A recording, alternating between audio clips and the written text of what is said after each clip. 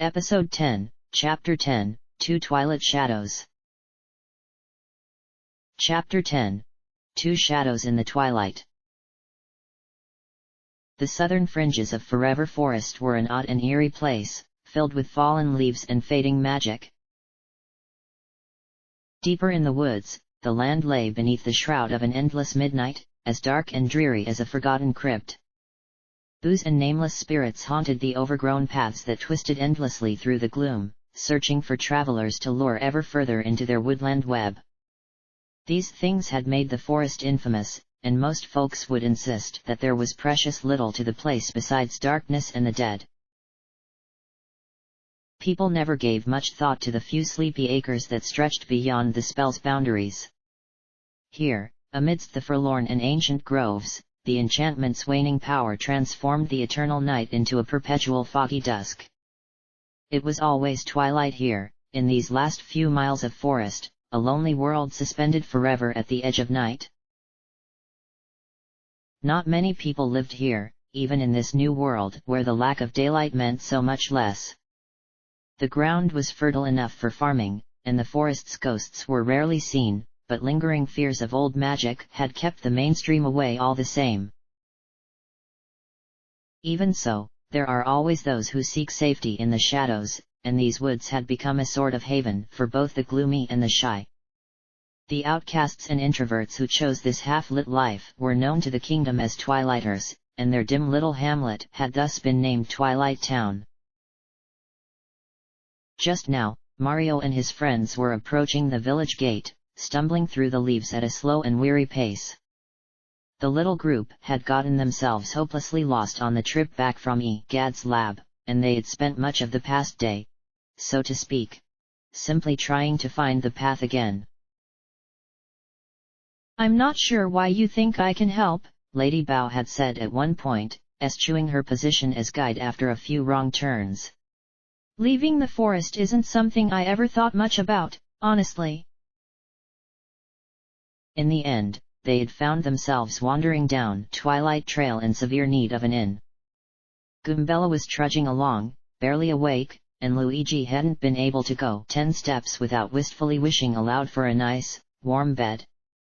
When the thatched roofs and grey curls of chimney smoke finally appeared between the treetops, the sight felt as good as a miracle. Vivian had perked up noticeably since they had set a course for the Twilight Town, and Mario guessed that she was eager to finally be someplace familiar again. Back home, this is where she had settled down with her sisters after the Shadow Queen fell, and as Mario had heard it, the three sirens had made a fairly calm and tranquil life for themselves. "Just don't expect too much of this place," he silently urged her as she swayed ahead of him down the path. Mario understood what it was like to feel homesick, perhaps more than most, but this version of Twilight Town wasn't Vivian's home. No matter how much the two villages might resemble each other, they were still worlds apart. But the similarities were plain enough to start drawing out some long-buried memories. Mario frowned slightly as the gate came into view. He had always had mixed feelings about this place. Between the body-snatching spooks and the endless chases up and down the trail, Mario's one night in Twilight Town had been like something out of a nightmare. "This time will be much better," he assured himself, glancing around at his brother and their friends. They weren't here to fight, only to rest for the night. Perhaps he had learned to see the village in the same way that Vivian saw it. He hoped so. He liked finding ways to turn sour memories into sweet ones. By now, they were at the gate, a splintered old thing that would have looked more at home as part of a Lilloing pen. The surrounding fences didn't look to be very sturdy, either. They were made of rotten logs and snapped limbs, haphazardly lashed together with bits of old rope and twine. It wasn't so much a fence, as it was a gesture of a half-hearted boundary, meant to mark the village and not much else. There was a Twilighter leaning on the gatepost, warily eyeing Mario's party from beneath matted bangs and the brim of a worn cloth cap. His pale skin was stitched and seamed, literally, and he was oddly shaped in a sunken sort of way, like a rag doll left too long in a moldy basement. Beside him on the fence perched a lone crow, which watched the group with yellow eyes of its own. Names? The gloomy gatekeeper asked simply, sliding lazily into position to bar the way. Nobody gets into town without M. We keep no secrets here, so say your names, and maybe I'll let you pass. This had been expected, as the people here were well known to be suspicious of strangers. Even when they had been required to install a warp pipe by the kingdom's transit authority, they had managed to find a way to make it reject most people. It was yet another reason why outsiders kept away. The heroes introduced themselves with varying degrees of enthusiasm, and the gatekeeper jotted the 5 names down on a scrap of paper. When he was finished, he passed the scrap to the crow, which snatched it up and flew off toward the houses. That'll get delivered to Mayor Doer, the gatekeeper explained. He likes to stay updated on the comings and goings. Mario thought he had seen a faint flash of interest in the boy's eyes when he and the others had said their names. Such a reaction wouldn't have fazed him back home, where he was something like a celebrity, but weren't they all strangers in this world? Maybe the professor told the villagers to be expecting us, Mario guessed, for lack of any better explanation. Either way, the gatekeeper seemed pleased. Come in, then. The inn is in the middle of town, if you need a place to stay. You should introduce yourselves to the mayor while you're there. He's usually having supper with the innkeeper right about now. With that, he opened the gate and ushered the party inside. Twilight Town would have been a quaint little place, if only it were a bit brighter. The cottages were cozy, and farmland was everywhere, from weedy vegetable gardens between houses, to fields of slender cornstalks that stretched back, row by row, to the shadowy tree line that lay beyond the town. Far out in the cornfield, Mario glimpsed a shabby scarecrow that wasn't doing its job very well. The thing was little more than a tattered white sheet tied limply to a wooden cross, and the local crows paid it no mind as they fluttered and hopped about the field. There was something very sad about the sight, Mario decided, but he couldn't quite say what it was. There were a few villagers out there too, tending the crops, but most of them were standing beneath the gables of their homes, silently watching Mario's party as they approached the inn. That was the life of a Twilighter in a nutshell, really. Working the fields and lurking suspiciously in dark corners. This place gives me the heebie-jeebies, Luigi admitted as he shuffled along beside Mario, nervously trying to dodge the villagers' mute stares. Mario looked over at his brother, who had turned back to question Vivian. You really live in a place like this? How can you stand it all the time? I think I'd last maybe a week before I cracked. Vivian's expression fluttered between cheerful and nervous as she tried to think of a way to explain. It's shady and peaceful, and nobody here thinks I'm spooky or weird. She hummed slightly, trying to think of more reasons.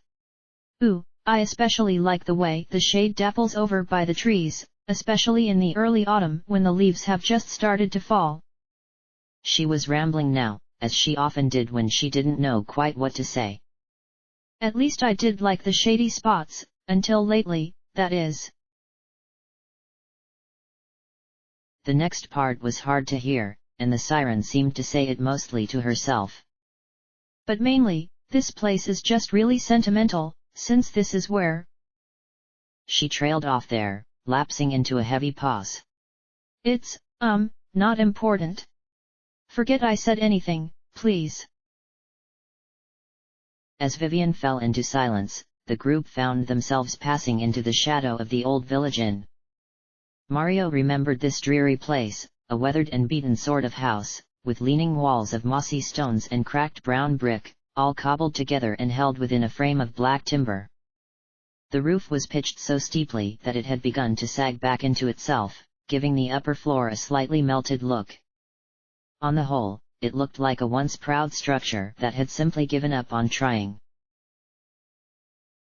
Mario stepped up to open the front door, only for it to swing back in his face as somebody inside tried to shove their way out.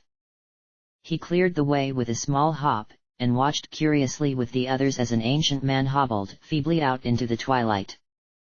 Mario knew him immediately. This was Mayor Duer. He was a Twilighter, and all stitched up like the others, but time had worn him threadbare, and his body was beginning to unravel with age. A crow sat perched on his shoulder, idly nipping at a loose thread in the old man's hair. It must be been the same bird from earlier, because the mayor was holding the gatekeeper's note, clutched tightly between one trembling fist and a gnarled old cane. When he caught sight of the party, his bushy eyebrows twitched upwards in what may have been mild surprise. "Oh! You must be the newcomers I just heard about. It's been a long time since any travelers have passed through these parts." He pulled out the paper scrap with his free hand, brandishing it absent-mindedly at the group. "It's been too long, I think. Let me welcome you all to Twilight Town, on behalf of every—" He trailed off, staring quietly at a spot just out of sight. Mario turned to find Vivian, who was starting to fidget nervously under the old man's gaze. The tense silence lasted only a moment, as Mayor Duer violently shook his head and sent his crow shrieking off into the trees. "On behalf of everyone here, that is. Sorry, I just forgot how things were for a minute there. I never was the sharpest fellow." With that, he began to make his tired way off down the path. "You all should get some sleep, why here?" he called back over his shoulder as he shuffled away. "Get inside and bed down for the night, nice and cozy." He was barely within earshot now, but kept right on muttering. "Yep, stay put until morning, not that morning ever comes." "I'm not super sure about that guy," Goombella finally said when the old man was gone. "Like, where is he off to in such a hurry, anyway? And did you see that weirdo stare he was giving to Vivian? Creepy much." "No, it's fine," Vivian answered, trying to look sure of herself. "I know my version of the mayor, and he's very nice, even if he's a bit quiet. Also, he likes to go home and read for a while after supper, so, She paused and looked off down the trail where Duer had been. "Anyway, I'm sure it's okay. I trust him." "Well, that's great," Luigi said through a very pointed yawn, "but can we hurry up and get inside? I feel like I could outsleep a clubber right about now." Feeling tired as well, Mario opened the door and let his friends inside. Despite the building's dingy exterior, it was fairly homey and nice in here. The wooden floors had been kept polished, the walls were papered with a flowery print, and the room was equipped with cushy armchairs that surrounded a roaring fireplace at the back. It was warmer in here, too, and Mario had to fight back a yawn of his own. The innkeeper, a young patchwork girl with kind eyes, smiled and gave them each keys to separate bedrooms. The space was available, after all. It had been a long time since the village had seen any other guests. Luigi, Bao, and Goombella retired straight away, and Vivian lingered only a bit longer before heading upstairs herself. Soon, only Mario himself was left, sitting in one of the armchairs while he waited for his meal to cook. Try as he might, he had never been able to sleep on an empty stomach. He hated to think that he was troubling the innkeeper, but the poor girl insisted that it was all right. There was plenty of fresh food to spare. At least the fire was burning brightly, and besides, the waiting gave him some time alone to think. It was much welcomed. After everything he had learned lately, Mario's thoughts were a jumble in need of a good sorting. This quest had been gnawing at the back of his mind. There was much left to be done, and he knew so little. Princess Peach was in the hands of the enemy, and that same enemy had stolen a machine of terrible power. What was the Empress planning? and how could Mario hope to infiltrate the capital in time to stop her? Even if he did manage it, what would happen then? How would they all get home, and would that mean abandoning this world to its slow, starless death? He hated the idea of leaving innocent people behind, but how could he even hope to help them now? This world's life had ended 20 years ago. And what about himself and Peach? Every day brought them closer to a reunion, but what did that mean? They were friends, but their last meeting had been awkward at best. After the rescue, how would they fit back into each other's lives? Mario couldn't say, so he chose to ignore those feelings for now. Before long, he was enjoying a nice meal of warm cornbread and roasted mushrooms soaked in broth. He wanted to keep sorting his thoughts, but every bite was making him a little bit sleepier. By the time he had finished the bread, he could barely keep his eyes open. I must be been more tired than I thought, he mused groggily. It usually never works this fast. With a final yawn, Mario settled back into his chair and let the fire's soft warmth lull him into a deep and dreamless sleep.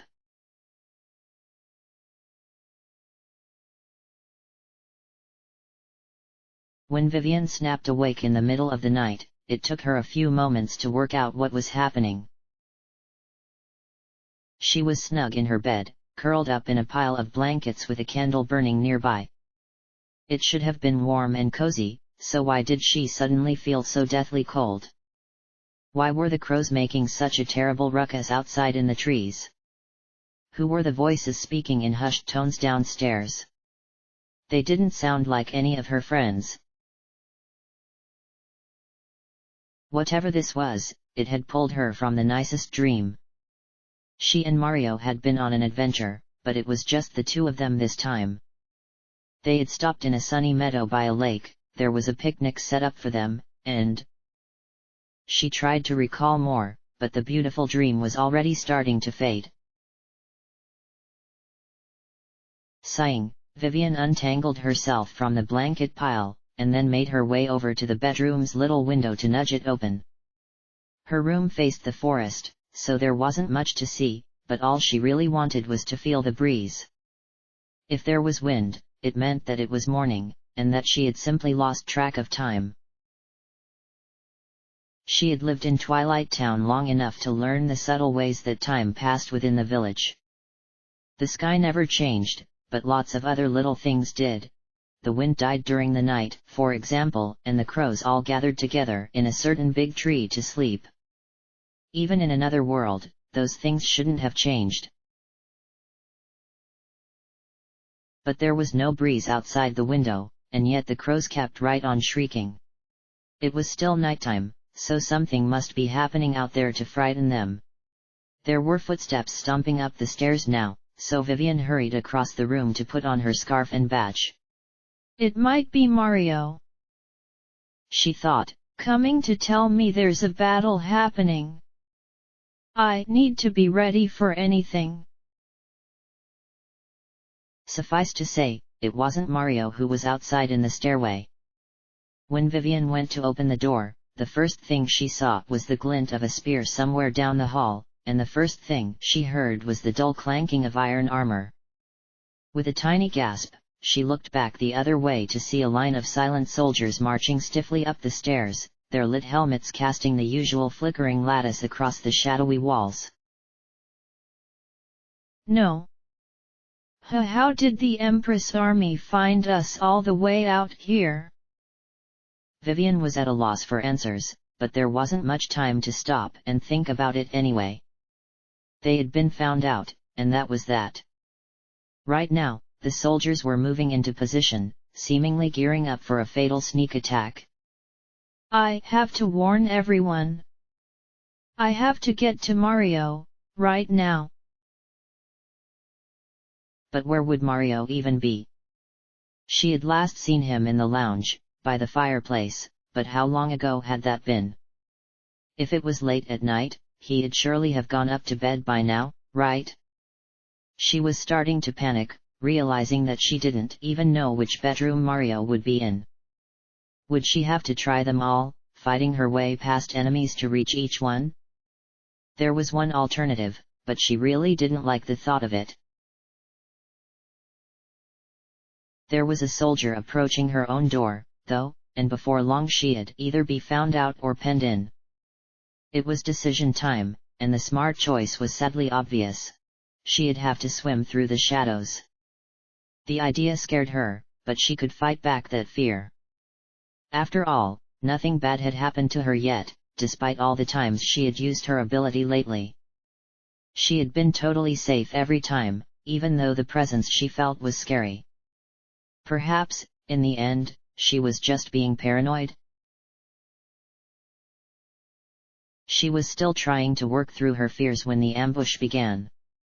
As the soldier burst into the room, Vivian realized that it was now or never. No time left for hesitation. She had friends to protect, and there was a battle to fight. Her mind set, she plunged into the abyss beneath the inn. And promptly started to sputter and choke, her body thrashing and her vision starting to blur. That terrible feeling of anguish and hatred was back, but it was so much stronger now than it had ever been before. She felt the ice-cold touch of phantom hands clawing furiously at her limbs and throat, trying to drag her down while strangling out her very life. She could barely see, she could barely think. No, this wasn't paranoia at all. The sound of mad screams filled the void, painful cries that echoed in Vivian's own voice. The siren aimed for somewhere, anywhere at all, above the ground that she could surface and get away. She would rather fight 100 grey soldiers than endure another second in this evil darkness. In the end, she burst free from the shadows to find herself sputtering for air amidst the dry vines of a Twilighters pumpkin patch. Up here, the crows were still screaming and the villagers were nowhere to be seen. Vivian heard the sounds of battle, and turned to see Mario and Luigi far across the field, fending off spearmen with a pair of hammers that they must be eluded from a toolshed. She wanted so badly to go and help them, but she was still coughing and fighting hard to stand. She had no sooner gotten her bearings back than a new group of soldiers rounded a nearby hut to confront her, no doubt drawn by her distressed gagging. As they readied their spears, Vivian looked around for Mario and Luigi, but the brothers were already gone, their battle having swept them off to some other part of town. She'd have to fight these new enemies by herself, but she wasn't sure if she could. Her stamina was almost gone, sapped by whatever force she had grappled with down in the shadows. She tried to form a fireball, but the flames only flickered and died pitifully in her hand. I can't win this fight. I'm not strong enough, and there are way too many bad guys. The tree line wasn't far behind her, and those twisting trails seemed pretty inviting just now. She wouldn't be able to make it very far, but maybe she could lose these goons if tried some sneaky weaving?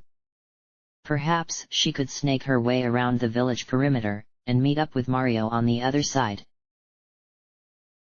It wasn't a great plan, but it was either that or get skewered. Steadying herself, Vivian summoned every last bit of her remaining energy, spun around, and made a break for it back into the underbrush. With hollow screams and rattling spears, her pursuers followed. The dark wood stretched endlessly away before her, the paths overgrown and choked with dying weeds and grasping thorns. Vivian juked this way and that, each new tree a precious barrier between her and the soldiers. The woods were getting thicker, and the sky was getting darker. This nightmare chase was taking her back towards the heart of the forest. Every time she intended to start swerving back, a soldier would surge ahead across the gap, or appear suddenly from over some hill or behind a tree, eliminating whatever lead she had managed to gain. I just can't shake any of them off, she thought desperately as she watched yet another enemy come vaulting over a nearby log. It's like they all know this forest so well. But how is that possible? Once or twice, she managed to summon and throw a fireball, but they were measly little embers, no brighter or hotter than a candle flame. She was losing the last of her stamina, and frighteningly fast.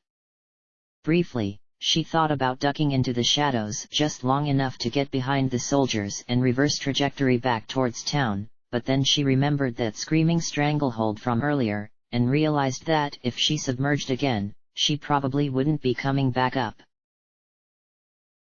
It only got worse when they decided to start throwing the spears. The first was badly aimed, and Vivian watched as it sailed harmlessly past into the wilderness with a pitiful whish, but the next managed to embed itself in the trunk of a gnarled old tree just inches away from her, and Vivian nearly tripped over her own tail as she leapt back in shock. The third spear found its mark, taking advantage of Vivian's brief pause to pierce her straight through the chest. The siren barely noticed. She only heard the whoosh of empty air as the projectile passed, and felt the light tingle of life-saving magic somewhere above her left eye. The pretty lucky batch. It sometimes makes attacks slip right through you, she recalled, silently thanking the little smiling hair clip as the chase resumed. The next few minutes were a painful blur of failing strength and desperation.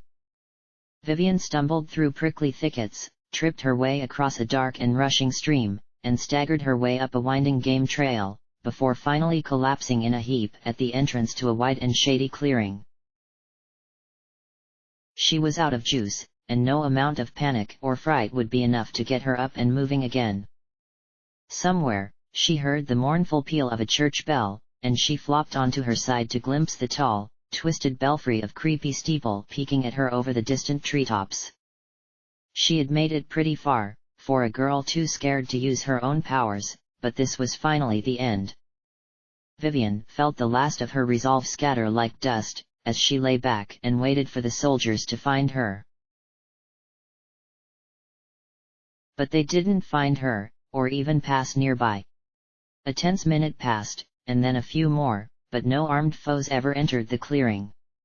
There was no armor clanking to be heard in the distance, either. Only the wind, the crickets, and the faraway bells. Eventually, Vivian found just enough strength to sit back up and take a few deep breaths. They were right behind me, weren't they? Maybe they got bored and went back. Look at her, Master. She barely even put up a fight. The voice came from everywhere and nowhere at once, and suddenly all the fear and the deathly chills came rushing back.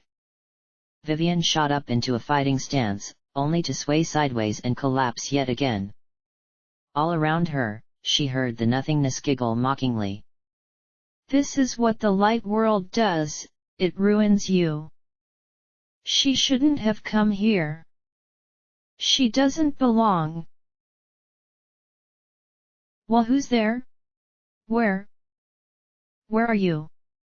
Vivian called out, glancing around so fast that her hair whipped into her face, briefly blinding her and starting another coughing fit.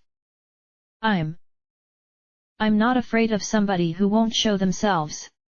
It wasn't true, and she had a sense that the voice already knew it. Struggling, Vivian pushed herself up onto a shaking elbow, and looked hesitantly behind her. To see the silent, still shape of a hooded figure, a cold and motionless presence that watched her from between the trees. Slowly, ever so slowly, it began to glide closer across the clearing, and Vivian felt her world shrink in, until nothing but her and this looming reaper remained. Bubbleldum, is that you? She called, hoping against hope that this was just a silly mix-up like the last time had been. It isn't you, is it? She got no answer from the figure, but there was a fresh wave of roiling hatred from the surrounding shadows. Sushi said that name. The one that I can't stand. I should kill her, just for that. Vivian could feel so much anguish, just seeping up from the ground like a dark ichor. Just a quick little twist. It wouldn't even be that hard. I've dreamt about killing myself for years, but never like this. The hooded figure simply raised an arm, and all the ambient rage melted backwards into the fringes of Vivian's periphery. The thing spoke, then, in a calm and measured whisper that was somehow even scarier than the other voices' mad wails. Well, here we are. I'm quite busy, but my lovely assistant kept insisting that I come speak with you. Your presence in our world is vexing her quite badly, I think. She isn't supposed to be here, the voice from nowhere cried, the hatred starting to creep back in. She makes me so sick, Master, can't we just get rid of her? Let's kill her together, you and I. Somewhere behind the hood, the figure tisked and shook its head. That isn't why we're here. How do you expect to learn anything from her if she's dead? Vivian was so confused, even as the figure leaned down and spoke to her in a pseudo-friendly whisper. She's a bit scatterbrained, my assistant. I bought her from a traveling circus, so her quality was already a bit dodgy. That's a lie. You begged me to go with you, because you were so lonely serving the Empress by yourself. The shadows seemed to swim and dance beneath the ground, the darkness spinning in hypnotic patterns that made Vivian's tired eyes start to cross. Just admit it, Master. You've been a total wreck ever since you lost your precious PR. The hooded thing raised a fist in a flash of sudden fury, the shadows silencing with a squeal as the earth shook with a pulse of magic. Don't test me, Shadow. We both have names that we can't stand to hear. Throughout this mystifying exchange, Vivian had been trying her best to regain some kind of strength. She could fight, for maybe a minute or two, or she could run, and pray that a miracle saved her again. Yeah, you heard my friends, and Princess Peach is missing because of you. I won't let you do any more harm. In front of her, the hooded figure gave a single small chuckle, while beneath her, the shadows openly laughed. You think that you're a heroine? The cloaked thing mocked, swishing and swaying in a circle around the siren. You think that you can be better than you were made, if you just try? That's such a precious sentiment. Without warning, the shadows opened up like a yawing pit, and suddenly Vivian was falling. But I've seen what you are in the dark. Something cold and clammy latched onto Vivian's tail as she began to fall, and she glanced down to see a pale violet hand slithering up from the darkness. Another snared her by the waist, as the first shot up to lock her in a fierce and merciless stranglehold. Vivian tried to call out for help. To Mario, to Luigi, to anyone. But she was choking, and couldn't make a sound. Don't worry, she won't kill you, the hooded figure cackled as it stood at the edge of the abyss and watched her fall. But she's probably going to play with you, which is so much worse. She likes to play. Quite rough. No. It can't end like this. Vivian's vision was blurring, the light fading from her eyes, but in her heart, she felt a sudden rush of determination that she hadn't known in years. I can't let them down. I can't let him down. Not after we promised to go the rest of the way together. In an instant, her left hand erupted in a wreath of fire so bright it almost hurt. The void was smashed away, and for 1 second, Vivian saw a purple shape streaking away into the darkness with a startled yell. The hooded figure drew back, surprised, but not nearly quickly enough. Vivian reached out, suspended in shadow, and sunk her burning fingers right into the thing's leg, It was screaming. A frantic and tormented howl that threatened to wake all the dead in Forever Forest. Vivian didn't like that she was hurting this creature, but, oh, she wanted to. She needed to. It thrashed to get away, but she held on, determined to repay all the suffering it had caused. The siren's fire ate right through the tattered fabric, and she could feel the flesh beneath starting to blister and char as she gripped as tightly as she possibly could. But all too soon, the hands in the darkness were back, and she was being yanked away. The hooded figure jerked itself free, still ablaze, and teleported out of sight with a final desperate scream. Vivian was alone in the abyss with some mad thing that hated her, and the last bit of fire extinguished with a fizzle as her arms were pinned behind her. Again, she tried to scream for help, but she had no voice. Again, she tried to free herself, but all her strength was gone. Vivian could only watch as the last lights of the world disappeared overhead, flickering like sad stars before winking out altogether. She was sinking, and there was truly no escape.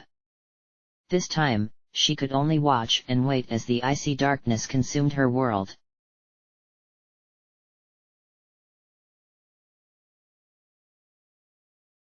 Back in the village, the ambush-turned skirmish was finally drawing to a close, but not quickly enough for Mario's liking.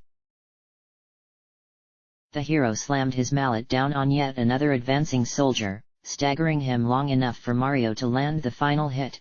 A hard sideways swing that sent the enemy tumbling like a ragdoll into the bushes. There was no time to rest, and Mario was already spinning around to engage the next fight. It was lucky that Luigi had managed to find these hammers, stashed in the back of a shed somewhere in town. Mario wasn't surprised that his brother had been hiding in the shed when danger struck, but neither was he surprised when Luigi finally dashed out to join the battle. The bludgeons were a welcome bonus, and Mario soon found that he had missed the feeling of ringing bad guys like bells. As for Mario himself, he had still been asleep by the fireplace when the troops had burst into the room. Those first few moments had been absolute chaos, and he hadn't fully been able to get his battle bearings until the fight had spilled outside. He had since seen Luigi once or twice, and even caught glimpses of Goombella and Bao, but Vivian was missing entirely, and that was starting to worry him a bit. But there wasn't any time to think about that, because two more soldiers were charging into view up ahead. There weren't too many enemies left by now, but the troops that were still standing had proven to be the sturdy ones. Mario leapt up high, landing hard on the closer enemy while swinging his hammer in a diagonal arc to try and catch the other. Unfortunately, the second soldier anticipated the attack, stepping back and then thrusting ahead while Mario and the first soldier came crashing down together. One foe had been beaten, but the other was moving in fast, and Mario had no choice but to leap backwards as far as he could. A blind dodge that landed him right in the midst of the nearby cornfield. The cornstalks did a poor job of catching him, and he ended up scattering the crows as he landed several rows back with an undignified grunt. As he pulled himself up, he heard the telltale rustling and tentative footsteps of the soldier, who must be decided to follow his prey into the field. Mario was prepared, hoisting up his hammer and waiting for the first bit of armor to flash into view between the crops. As soon as it came, not 10 seconds later, he swung wide and smashed his enemy out cold. The fight was over just like that, and the soldier crumpled into the soil with a wheeze and a pitiful groan. As he toppled over, his flickering helmet jangled loose, and the impact of the landing made it tumble off altogether. As eager as Mario was to get out of this field and back to his friends, a twinge of morbid curiosity compelled him to go over and take a peek. In a fight, it's all too easy to see your enemies as faceless goons, but the truth is, they're often just ordinary people beneath it all. Now, Mario wanted to see just who he had been up against all this time. Maybe it's a shy guy, or a brainwashed Koopa slave, or even a plain old toad. He ran through the list of possibilities in his head, preparing himself for whichever one it might be. But when he pushed aside the stalks, he was utterly baffled by the sight that lay before him. A normal twilighter, passed out with a split seam trailing down his cheek. No, it wasn't just a typical twilighter, it was a familiar one. This is the gatekeeper. Mario realized with a growing mixture of confusion and horror. I saw him just last night, and he was a traitor this whole time? Had he been the one to let the other troops into the village? Or had the troops even come from outside to begin with? Wait a second.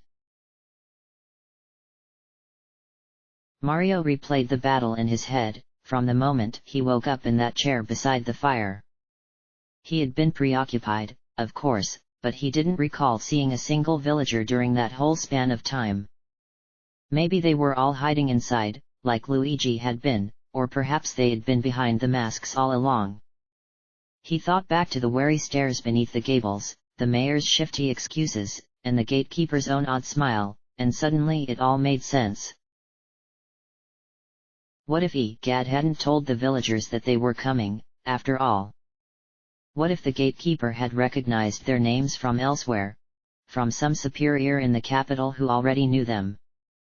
The only person who fit that description was the hooded figure from the castle, so did that mean it was here somewhere, commanding the forces from the shadows? The soft rustling of leaves brought Mario back to reality, and he turned to watch the cornstalks sway and bend as an unseen figure entered the field. The hero picked up his borrowed hammer, ready for another fight, and he only lowered it slightly when old Mayor Dur hobbled tiredly into view.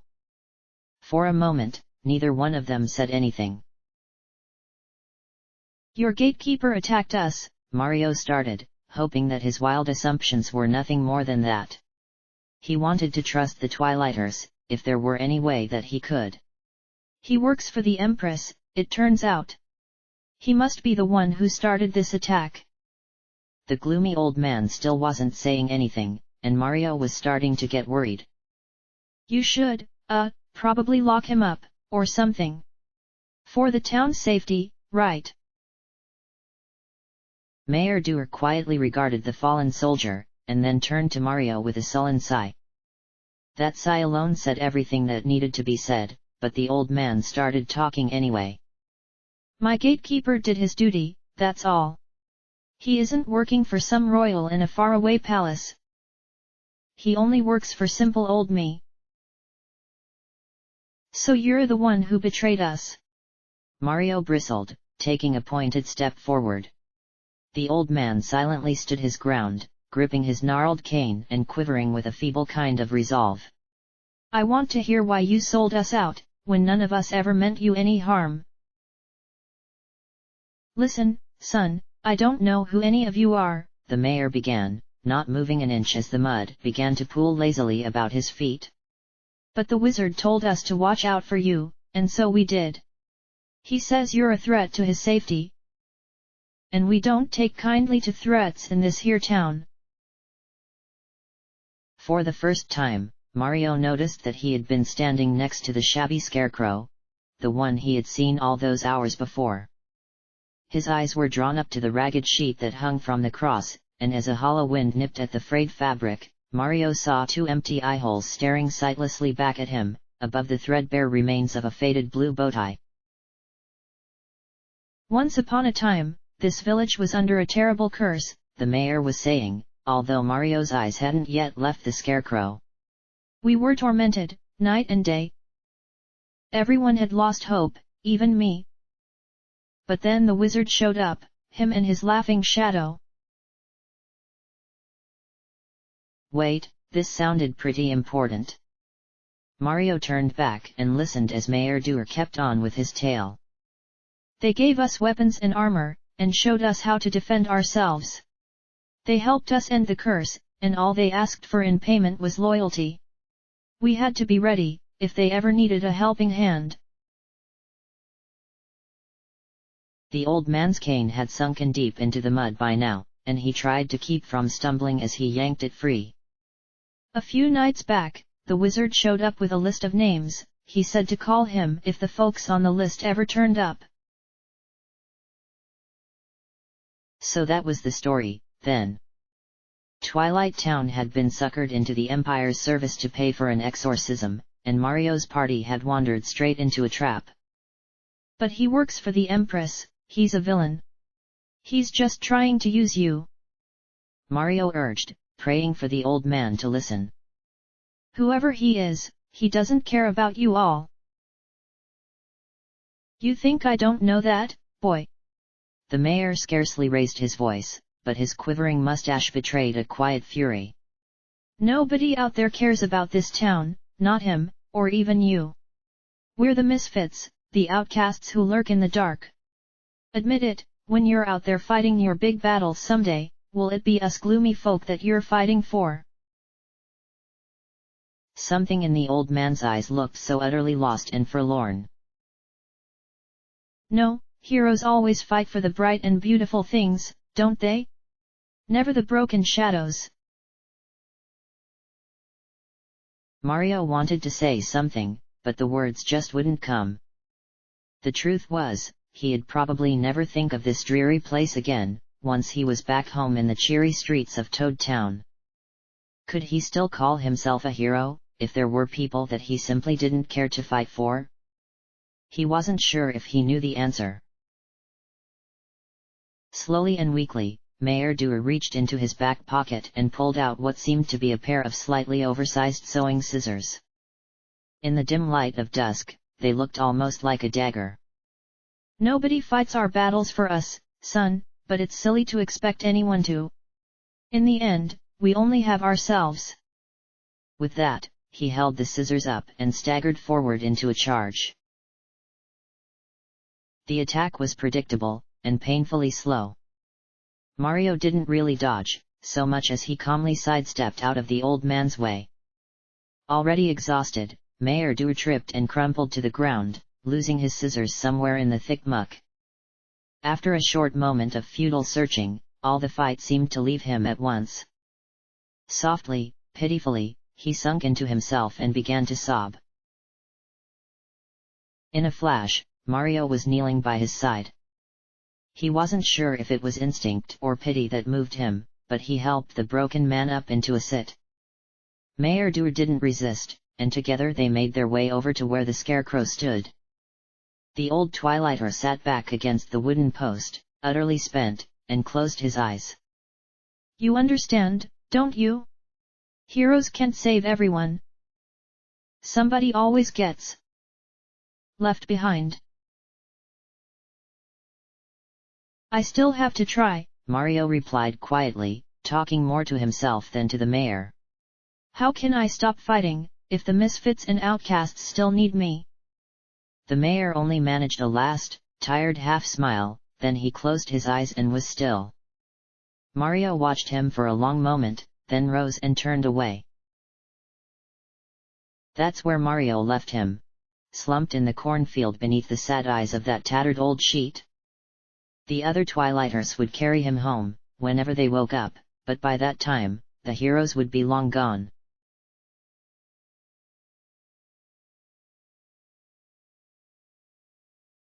They found Vivian much later, lying in a heap in a clearing somewhere near the steeple. Even at a glance, Luigi could see that she was in a bad way. It had been a long search, but here she was at last.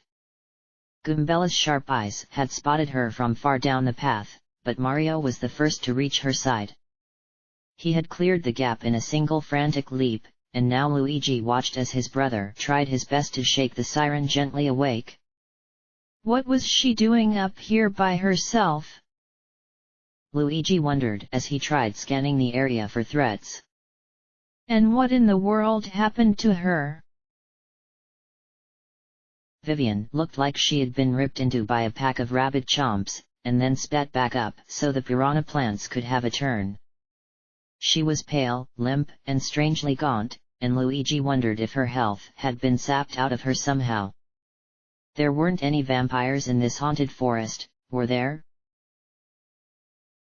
Her arms and back were crisscrossed with painful-looking scratches, plus a few deep gashes that were oozing something sticky and bluish-black. Her typically silky pink hair was matted and clumped with leaves and dirt, and enormous chunks of it seemed to have been torn out of one side, leaving her with something of a gruesomely shredded undercut. Worst of all, she smelled awful, like something that had just crawled up out of a long-forgotten drain.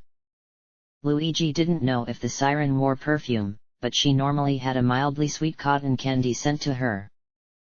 That was all gone, replaced instead by something stale and vile. "Poor dear," Bao murmured, keeping a respectful distance as Mario cradled the mangled shadow's head on his lap. "Do you suppose she's going to be all right? The Empire are a bunch of sickos," Goombella spat, pacing the clearing in a vain effort to burn off the long night's frustration. "Vivian was probably outnumbered and scared. What jerk would just beat her down like this?" It took a tense minute or two, but the girl eventually began to stir. Luigi stepped in for a better view as her eyes fluttered open, unfocused and dull. She winced in recoil against the dim light of the clearing, but eventually her gaze settled on Mario. "You found me. I knew that you would, so I waited." Even her voice was thin and hoarse. Luigi was about to ask if she remembered anything from earlier, but before he could speak, the injured siren reached up to pull his brother into a deep kiss.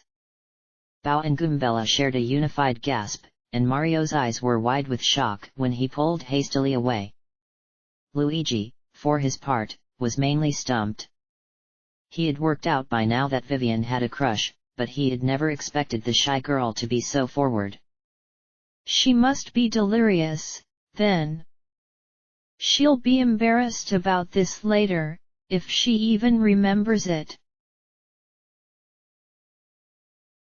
"Are you feeling all right, Viv?" Mario asked, helping her to sit up, and then backing off.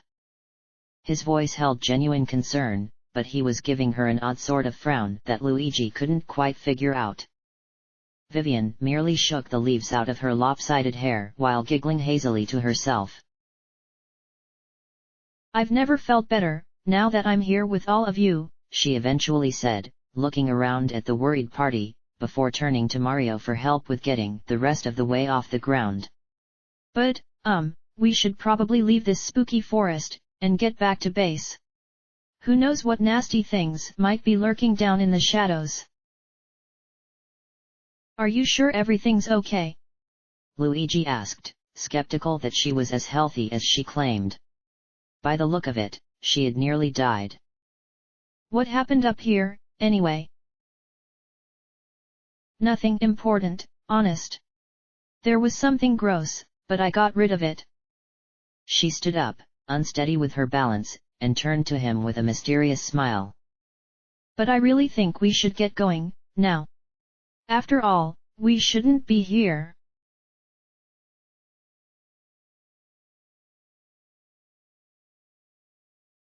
End of chapter.